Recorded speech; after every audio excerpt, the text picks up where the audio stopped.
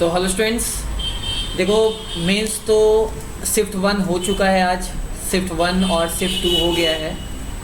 तो फ़िलहाल मैं अभी वीडियो बना रहा हूँ क्योंकि सिंस मेरा क्लास था तो काफ़ी अच्छे क्वेश्चंस आए हुए हैं और मॉडरेट लेवल के क्वेश्चन थे। बहुत ज़्यादा टफ और बहुत ज़्यादा इजी नहीं था, मतलब मॉडरेट आप बोल सकते हो। स्टूडेंट का रिएक्शन के लिए हम आपको और वीडियो अपलोड करेंगे। तो फिलहाल जो है मेरे पास कुछ 15 क्वेश्चन मैंने सेलेक्ट किया है, फिजिक्स केमिस्ट्री मैथमेटिक्स मिला के। और भी दूसरे फैकल्टीज़ आपको डिफरेंट सब्जेक्ट के वीडियो अपलोड कर देंगे। तो मेरे साइड से 15 क्वेश्चन मैंने सेलेक्ट किया है जो नेक्स्ट एग्ज़ाम जो आप कल दे, जिनका नेक्स्ट एग्ज़ाम होगा बच्चों 3, 4, 5, 6 को, तो वो उनके लिए बेनिफिट रहेगा। तो मैंने 15 क्वेश्चन लिया है। तो क्विक स्टार्ट करते हैं बच्चों, ध्यान रख के चलो, ठीक है। तो मेरे साइड से पहला क्वेश्चन है केमिस्ट्री का।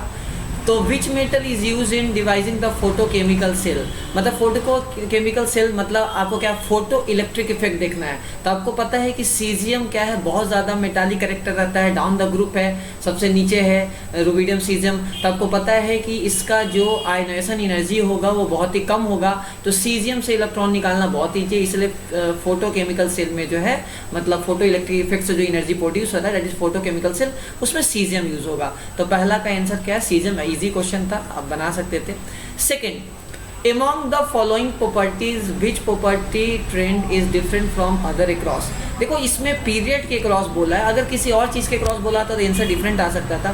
देखो आपको पता है कि पीरियड में आप अगर लेफ्ट से राइट जाओगे तो एटॉमिक रेडियस क्या होता है, डिक्रीज करता है, क्योंकि आपको पता है सेल नंबर फिक्स है। तो सेल नंबर फिक्स है, इसका मतलब प्रोटॉन बढ़ेगा तो न्यूक्लियर फोर्स ऑफ अट्रैक्शन बढ़ेगा, तो एटॉमिक रेडियस डिक्रीज करेगा। इलेक्ट्रोनेगेटिविटी आपको पता है क्या है, आपका इंक्रीज करता है।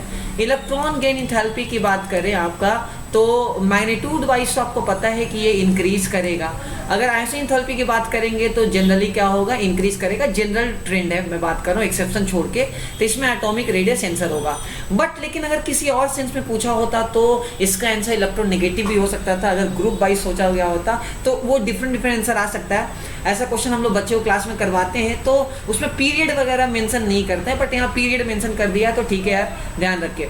क्वेश्चन नंबर 3 है मेरे पास कि एक AbF4 नाम का कोई, मतलब AbF4 डमी टाइप का कोई स्ट्रक्चर है जो आपका पोलर कंपाउंड है। पोलर मतलब उसका डाइपोल आना चाहिए। तो अगर मैं टेट्राहेड्रल बनाऊं, मान लो CCl4 की बात कर रहे हैं, तो ये आपका नॉन पोलर हो सकता है, इसलिए ऑप्शन ये नहीं हो सकता। स्क्वायर प्लेनर की बात करें, अभी सपोज करो स्क्वायर प्लेनर है, ये स्क्वायर प्लेनर है, ठीक है। तो यहाँ आपका क्या होगा, लोन पेयर का डाइपोल कैंसिल हो जाएगा, मतलब स्क्वायर प्लेनर भी नहीं हो सकता। स्क्वायर पिरामिडल की बात करें तो आपको पता है स्क्वायर पिरामिडल होगा तो आपको पता है कि एक लोन पेयर रहेगा, तो उसका तो डाइपोल आने वाला है, तो ये भी नहीं हो सकता। मतलब ये क्या है आपका, ये स्क्वायर जो पिरामिडल है इसमें हो सकता है कि जो लोन पेयर है, ये जो एक कंपाउंड जो नीचे आपका आइटम रहेगा, ये कैंसिल कर सकता है। लेकिन जो सीसॉ है ये कभी भी आपका एग्जैक्ट कैंसिल नहीं करेगा। तो ये क्या होगा, इसका आंसर क्या होगा, सीसॉ होगा।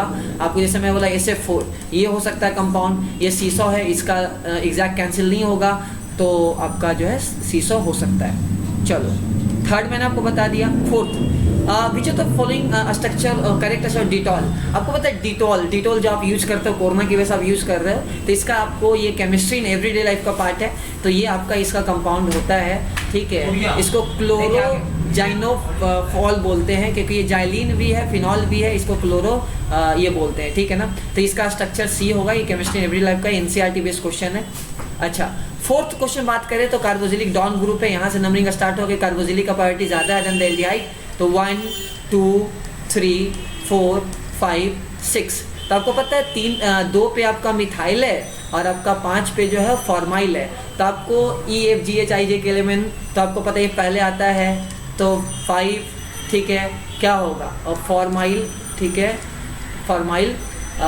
उसके बाद क्या होगा आपका 2 मिथाइल, क्योंकि 2 पे क्या है, मिथाइल है।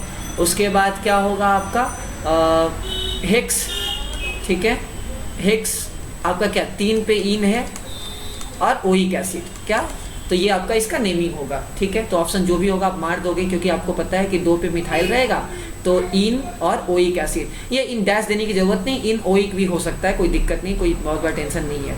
नेक्स्ट एक क्वेश्चन है ऑर्गेनिक का है, H3O+ से मतलब हाइड्रेशन आपको करवा रहे हो, डिहाइड्रेशन हाइड्रेशन करवा रहे हो, तो आपको पता है इसका मतलब वाटर है और H+ है, तो ये क्या होगा आपका, ये जो है सबसे पहले यहाँ आपका ये जो पाई बॉन्ड है प्रोटोनेट होगा H+, तो ये प्रोटोनेट हो गया। मैं ध्यान से स्ट्रक्चर ये मेनली क्लास में बताते हैं, तो प्रोटोनेट हो गया तो पॉजिटिव यहाँ आ जाएगा और ये CH3 बन गया। आपको पता है रिंग एक्सपेंशन हो गई, 5 मेंबर से 6 मेंबर रिंग ज़्यादा स्टेबल होता है, तो मैं रिंग एक्सपेंशन दिखाता हूँ 1 2 3 4 5 6। तब मैं 6 मेंबर का रिंग बना लेता हूँ, 6 मेंबर का रिंग 1 2 3 4 5 6।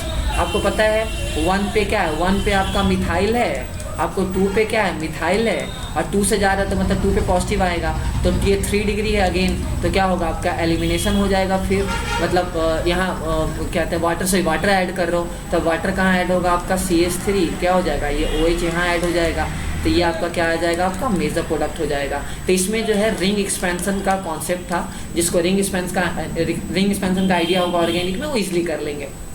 क्वेश्चन नंबर 6 है, which of the following is more reactive towards CN-। आपको पता है कि जो CN- है ये काइंड ऑफ न्यूक्लियोफाइल है, तो जो बेंजीन जितना ज़्यादा इलेक्ट्रोफिलिक नेचर रखेगा, मतलब जितना ज़्यादा उसके साथ डीएक्टिवेटिंग ग्रुप रहेगा उतना ज़्यादा CN- उस पर अटैक करेगा। तो ऑप्शन सी, क्योंकि NO2 का क्या है माइनस सेम इफेक्ट और -I इफेक्ट, ठीक है। नेक्स्ट क्वेश्चन की बात करें हम लोग, ठीक है, 6 मैंने बता दिया, 7 ये क्वेश्चन मैंने बता दिया, 7 8 की बात करते हैं। एक ये फिजिक्स का क्वेश्चन है, अभी तक मैंने केमिस्ट्री डिस्कस किया कुछ क्वेश्चन शिफ्ट 1 का।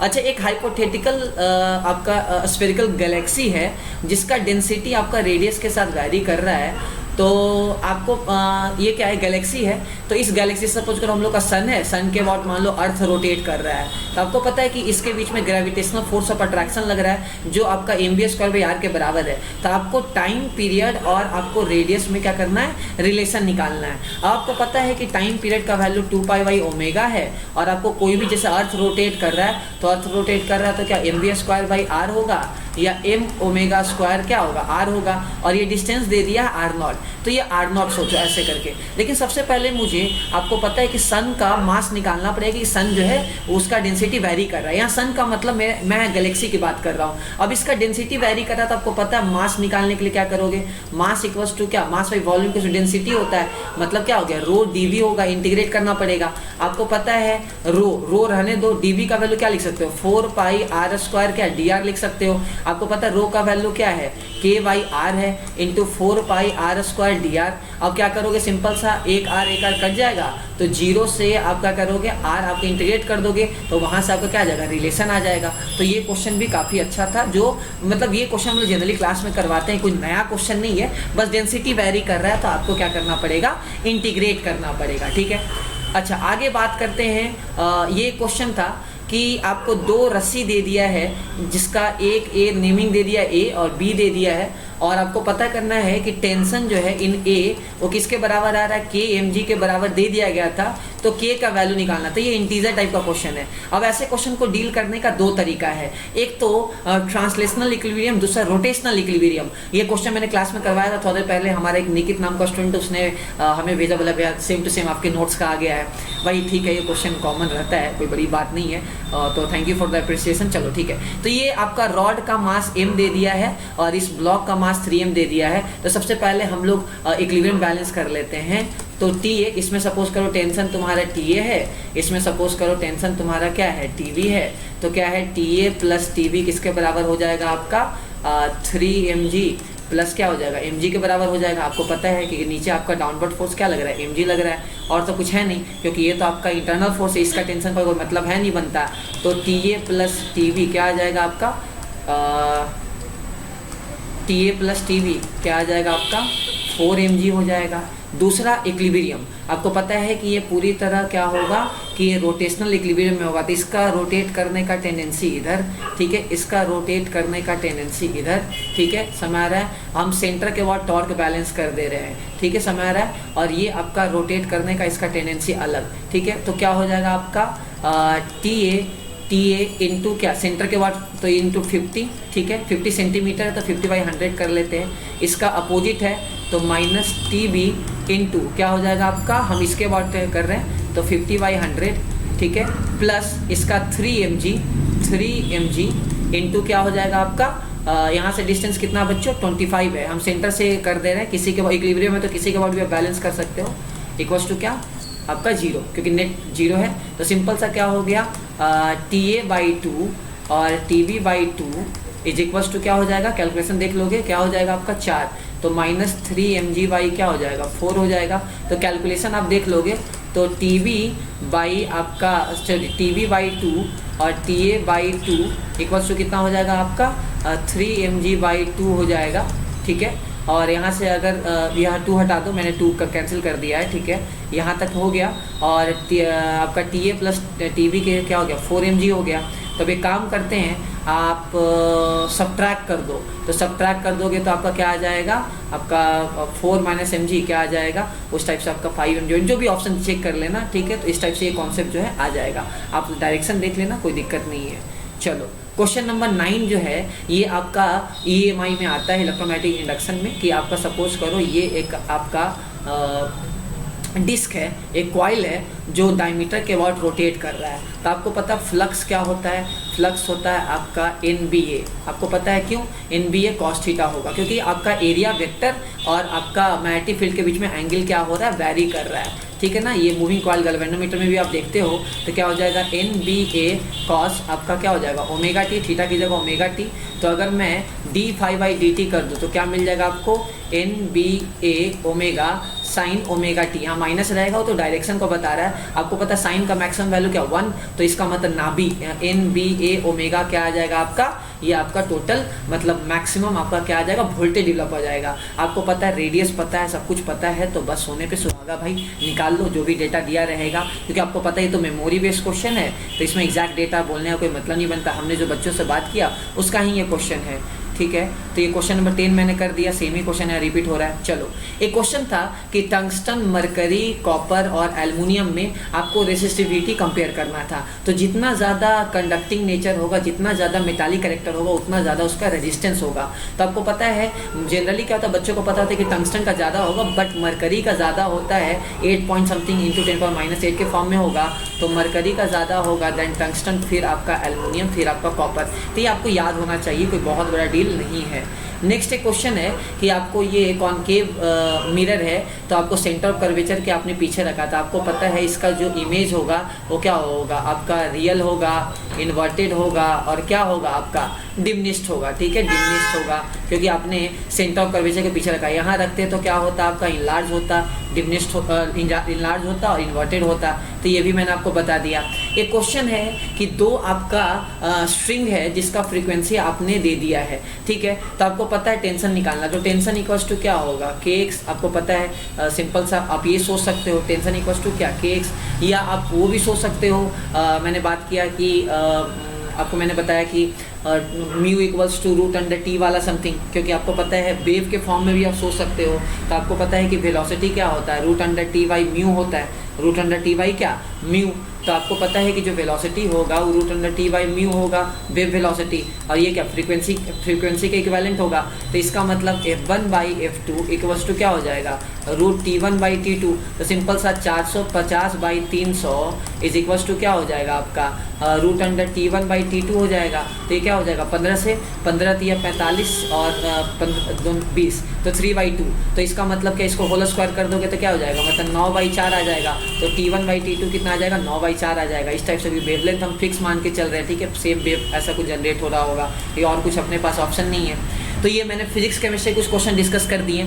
अभी एक बहुत अच्छा क्वेश्चन था वेरिएबल सेपरेबल डिफरेंशियल इक्वेशन का। तो यहाँ मैंने देखो सिंपल दिख रहा है कि इसका इस वाले फंक्शन का ये डिफरेंशिएशन बन रहा है। तो खैर वो सोचने की जगह आप वेरिएबल सेपरेट कर लो, मतलब y को एक जगह कर लो और आप x को एक जगह कर लो। तो cos x dx बाई क्या आ जाएगा आपका 1 + sin x, ठीक है। अब दोनों साइड आप इंटीग्रेट कर लो, तो क्या हो जाएगा आपका ln mod 1 + y is equals to क्या हो जाएगा ln mod 1 + sin x + c। आप इंडिफरेंट इंटीग्रेशन कर रहे हो तो अब सिंपल सा y ऑफ 0 1 दे दिया है, मतलब y ऑफ 0 1, इसका मतलब ये क्या आ गया ln 2 आ गया इज इक्वल्स टू क्या हो गया ln mod 1 + sin 0, आपका 1 ln 1 0 और c का वैल्यू, मतलब c का वैल्यू क्या आ गया ln 2 के बराबर आ गया। अब बस जो करना है बस कर लो, फंक्शन आपको मिल गया।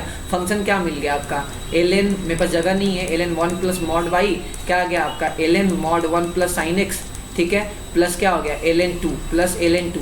अब इसको तुम ln के फॉर्म में भी चाहो तो लिख सकते हो, क्योंकि ln a plus ln b, ln a into b हो जाएगा, तो बाकी जो निकालना आप निकाल लो। ये भी अच्छा क्वेश्चन था। नेक्स्ट एक क्वेश्चन है कि find total number of local maxima minima. तो आपको पता है लोकल मैक्सिमा मिनिमा के लिए आप dy/dx निकाल लो, मतलब f' निकाल लो, आप कर लो डिफ्रेंसिएशन, तो क्या हो गया 3 × x⁻³ माइनस 24x², ठीक है, डिवाइडेड बाई 45x, ठीक है। कंपेयर कर लेते हैं, 3 से डिवाइड कर लो तो x³ माइनस 8x², 15x, ठीक है, क्लियर है। अब तुम थोड़ा सा इसको ब्रेक कर लो। अब आपको मैं बात करूं तो इसका जो है आप चाहो तो मतलब फैक्टराइज कर लो। तो मैं सोचता हूं हीट एंड ट्रायल, आपको पता है कि क्यूबिक का रूट निकालने का तरीका हीट एंड ट्रायल मेथड हो सकता है। तो मैं काम करता हूँ 2 पकड़ता हूँ, तो 2 को पकड़ूँ तो कितना हो जाएगा x⁻² पकड़ते हैं, हीट एंड ट्रायलिंग, उसके अलावा तो कोई ऑप्शन है नहीं अपने पास। तो x का वैल्यू 2 पकड़ते हैं तो कितना हो जाएगा 8 माइनस आपका 4 32 माइनस आपका क्या 30। तो आपका यहाँ से भी फैक्टर नहीं बन रहा है। 3 पकड़ते हैं, एक फैक्टर 3 पकड़ते हैं, और एक 0 तो पकड़ रहा होगा, 0 तो एक फैक्टर होगा तो x होगा, ठीक है। उसके बाद आपको इसको डिवाइड कर दो, तो वहाँ से फिर एक और फैक्टर पकड़ लेते हैं, 3 पकड़ लेते हैं मान लो, तो 3 से क्या 27 माइनस 9 72 और माइनस 3 45। तो आपको साफ दिख रहा है, कैलकुलेशन में थोड़ा सा गड़बड़ लग रहा है मेरे को, कैलकुलेशन में थोड़ा सा गड़बड़ लग रहा है।